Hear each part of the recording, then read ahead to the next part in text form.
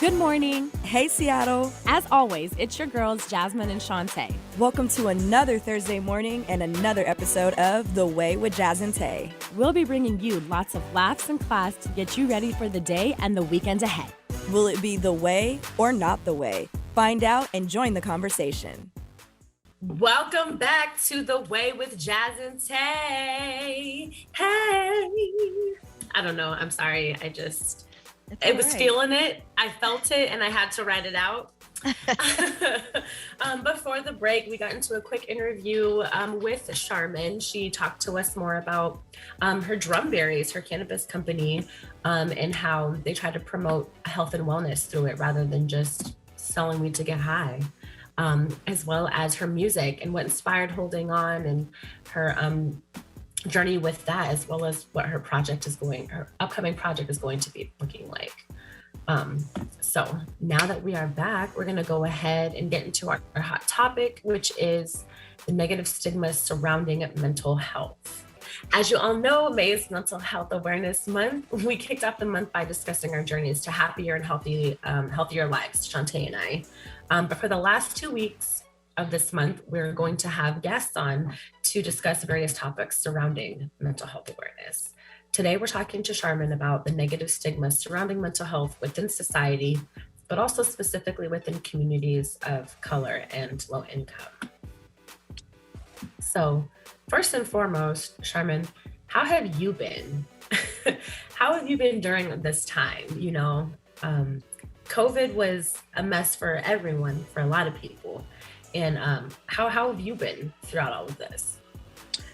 I would definitely say COVID was just a test of what I've already been practicing, which is self-awareness and stillness. A lot of people can't be still, right? COVID kind of sat people down, made people not work. And in my case, I was prepared, for my job. We ended up just working from home. So I was working remotely, which to me personally was better for my anxiety, because being around a lot of people can kind of make me anxious, because I'm a creative person. And when I'm in a creative space, I kind of like to be in my bubble, in my hub. I don't like to necessarily socialize. So not having to be in an office, it was really like calming for me to just be at home, just getting my work done. And so one of the things I did last year during the summer was I started a softball game for mental health, because I noticed a lot of people just needed to get out, get some air. And so we started the softball games like bi-weekly, and we're going to do it again this year. So I'm excited about that. And of course, like I told you all with my pregnancy, I just kind of wanted to keep it to myself to really just figure out what I wanted to be as a mother and not what everybody else's opinions were. So for me, it's been very eye-opening in checking my bad habits, checking the ways that I failed myself, so that when my daughter is here, she has a better opportunity and more space to be free than I was, or that I felt. And so I can say I do have my moments where I'm depressed, or I feel like, oh, I haven't been doing enough, because I am a mental health advocate. I don't feel like I've been pushing enough as far as events this particular year, because normally I'll do an event like every week or every month.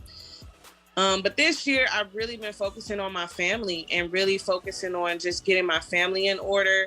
And I've been providing resources for other people, because again, as an advocate, people think you have all the answers. So just try my best to guide people, share resources about therapy. There's been a lot of great therapists who've been opening up free slots or opening up free sessions. So I'll try my best to share that information with people. And just sharing links to meditations and stuff like that.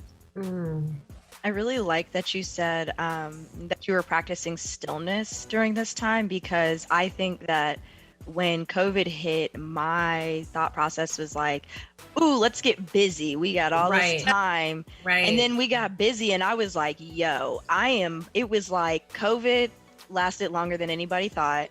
Right. All the protests of the summer were happening and we hadn't been outside. And then it was just like, we're working ourselves to the bone. And I was like, honestly, like I am massively like not okay. No, And yeah. I think it took us taking a step back and really like looking at the podcast and just looking at how we were living and being like, you know what, we don't have to be doing everything, all of this. And I think that COVID has really helped me even going forward. Like once the world is like open back and we see our new normal, I'm not going to be near as busy as I was prior because I don't want to be that busy. I don't like, booked and busy is fun until you're like sitting somewhere ready to cry because you have no time and you're stressed because out you're and actually overwhelmed. booked and busy. I'm saying no more. I'm like, look, if it doesn't fit into my schedule, I can't do it. And I'm not going to bend over backwards to try to make it happen either.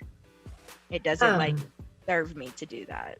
So let me ask you this. Do you guys really feel like you're ready to be outside? Do you feel like after a year of being kind of sheltered in, the world is really ready mentally to be outside? Personally, I can speak from just my experience with like Seattle slowly starting to reopen. And I'm going to say no. Like before COVID, I was working 5 days a week, my regular job, plus like the podcast. And then I was working at a club Friday nights and Saturday nights.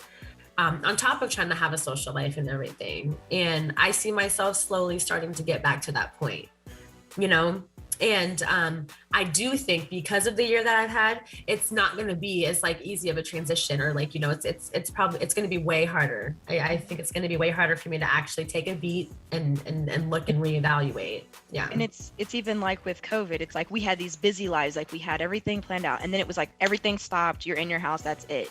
Yeah. Now it's going to be probably when we go back, everything is going to feel normal again. Like everybody's going to be like at one time, get back out there, get back to the normal schedule. And I'm like, first of all, like there are times I've been out. I live in Atlanta now. So like everything is open. Everybody is outside.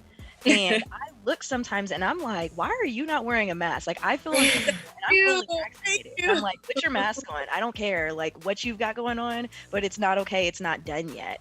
And then, there's just like, I don't know, like I see a lot of like aggression also coming from people, like a lot of, and I'm like, I don't think that people are going to know how to interact with each other when we get back out. Like, I think people are going to be very like on edge and very quick to kind of like blow up or short anger or because we've not had to interact with people for over a year and a half now. So that to me is going to be interesting. I think it's going to be very interesting to see how we all adjust, and I hope that like we can all take the time and space that we need to like gradually get back into it, but I don't think that's the way the world's gonna work.